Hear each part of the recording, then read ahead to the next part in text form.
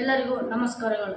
ವೇದಿಕೆಯ ಮೇಲೆ ಆಸೀನರಾಗಿರುವ ನನ್ನ ಶಿಕ್ಷಕರೇ ಹಾಗೂ ನನ್ನ ಸಹಪಾಠಿಗಳೇ, ನನ್ನ ಹೆಸರು ಸಂಪತ್. ನಾನು 9ನೇ ತರಗತಿ ಮಾತೃಛಾಯಾ ಪ್ರೌಢಶಾಲೆ ಸೇಡಂನಲ್ಲಿ ಓದುತ್ತಿದ್ದು, ಭ್ರಷ್ಟಾಚಾರದ ಬಗ್ಗೆ ಒಂದೆರಡು ಮಾತನಾಡಲು ಬಯಸುತ್ತೇನೆ. ಭ್ರಷ್ಟಾಚಾರ ವೈಯಕ್ತಿಕ ಲಾಭಕ್ಕಾಗಿ ಅಧಿಕಾರವನ್ನು ದುರುಪಯೋಗ ಮಾಡಿಕೊಳ್ಳುವುದರಿಂದ ದೇಶದ ಆರ್ಥಿಕತೆಯನ್ನು ದುರ್ಬಲಗೊಳಿಸುತ್ತದೆ, ಹಾಗೆ ಸಾರ್ವಜನಿಕರ ನಂಬಿಕೆಯನ್ನು ಹಾಳು ಮಾಡುತ್ತದೆ. ಮನುಷ್ಯರಾದ ನಾವು ನಮ್ಮ ಬುದ್ಧಿಬಲದಿಂದ ಒಳಿತು ಕೆಡುಕುಗಳ ವಿಂಗಡಿಸುವ ಜಾಣತನವನ್ನು ಬೆಳೆಸಿಕೊಂಡಿದ್ದೇವೆ. ಒಳ್ಳೆಯ ನಡತೆಯನ್ನು ಸದಾಚಾರವೆಂದು, ಕೆಟ್ಟ ನಡತೆಯನ್ನು ದುರಾಚಾರವೆಂದು ತಿಳಿಯುತ್ತೇವೆ. ಆದರೆ ಇವೆರಡರ ಮಧ್ಯೆ ಹೊಸ ಬಗೆಯ ಆಚಾರ ಪದ್ಧತಿ ಬಂದಿದೆ, ಅದೇ ಭ್ರಷ್ಟಾಚಾರ. ಈ ಭ್ರಷ್ಟಾಚಾರ ಸದಾಚಾರ ದುರಾಚಾರಗಳ ಉಳ್ಳ ವಿಮರ್ಶೆ ನಿಂತೇ ಹೋಗಿದೆ. ಕೇವಲ ಭ್ರಷ್ಟಾಚಾರ ಪ್ರಭಾವ ಮಾತ್ರ ಗೋಚರಿಸುತ್ತಿದೆ. ಅಷ್ಟೊಂದು ಪ್ರಭಾವಶಾಲಿಯಾದ ಈ ಭ್ರಷ್ಟಾಚಾರ ಹೇಗೆ ಪ್ರಾರಂಭವಾಯಿತು ಎಂದು ಹೇಳುವುದು ಕಷ್ಟ.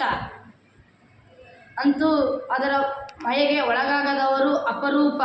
ಸದಾಚಾರ ಸ್ಥಾನದಲ್ಲಿ ಭ್ರಷ್ಟಾಚಾರ ಭದ್ರವಾಗಿ ನೆಲೆಯೂರಿ ದುರಾಚಾರದ ಬೆಂಬಲಕ್ಕೆ ನಿಂತಿರುವುದಂತೆ ಭಾಸವಾಗುತ್ತಿದೆ.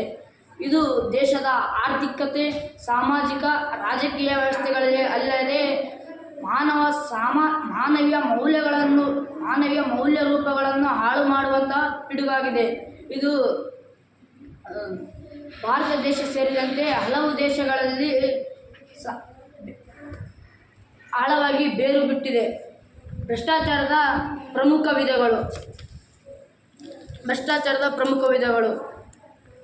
ಲಂಚ, ಸ್ವಜನ ಪಕ್ಷಪಾತ, ಅಧಿಕಾರದ ದುರುಪಯೋಗ, ಅಭಿವೃದ್ಧಿಗೆ ಕುಂಠಿತ, ಸಾಮಾನ್ಯ ಜನರಿಗೆ ತೊಂದರೆ. ಸರ್ಕಾರಿ ಅಥವಾ ಖಾಸಗಿ ಕೆಲಸಗಳನ್ನು ಮಾಡಿಕೊಡಲು ಅಧಿಕೃತ ಶುಲ್ಕದ ಹೊರತಾಗಿ ಹೆಚ್ಚುವರಿಯಾಗಿ ಹಣವನ್ನು ಪಡೆಯುವುದು, ಹಾಗೆಯೇ ಅರ್ಹತೆಯನ್ನು ಕಡೆಗಣಿಸಿ ತಮ್ಮ ಸಂಬಂಧಿಕರಿಗೆ ಅಥವಾ ಸ್ನೇಹಿತರಿಗೆ ಉದ್ಯೋಗ ಅಥವಾ ಗುತ್ತಿಗೆಯನ್ನು ನೀಡುವುದು, ಮೂಲಸೌಕರ್ಯಗಳಾದ ಶಾಲೆ, ಕಟ್ಟಡ, ಆಸ್ಪತ್ರೆ ಮುಂತಾದ ಕಟ್ಟಡಗಳಿಗೆ ಮೀಸಲಾದ ಹಣವನ್ನು ದುರುಪಯೋಗವಾಗುವುದರಿಂದ ಅಭಿವೃದ್ಧಿ ಕುಂಠಿತವಾಗುತ್ತದೆ.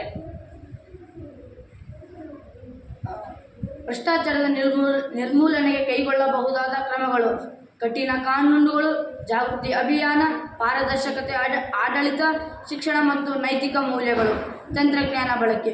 ಭ್ರಷ್ಟಾಚಾರ ನಿರ್ಮೂಲನೆಯಲ್ಲಿ ಅನೇಕ ಕಾಯ್ದೆಗಳಿವೆ. ಅವುಗಳಲ್ಲಿ ಲೋಕಪಾಲ್ ಮತ್ತು ಲೋಕಾಯುಕ್ತ. ಕೇಂದ್ರ ಮಟ್ಟದಲ್ಲಿ ಲೋಕಪಾಲ್, ರಾಜ್ಯ ಮಟ್ಟದಲ್ಲಿ ಲೋಕಾಯುಕ್ತ ಸಂಸ್ಥೆಗಳಿವೆ.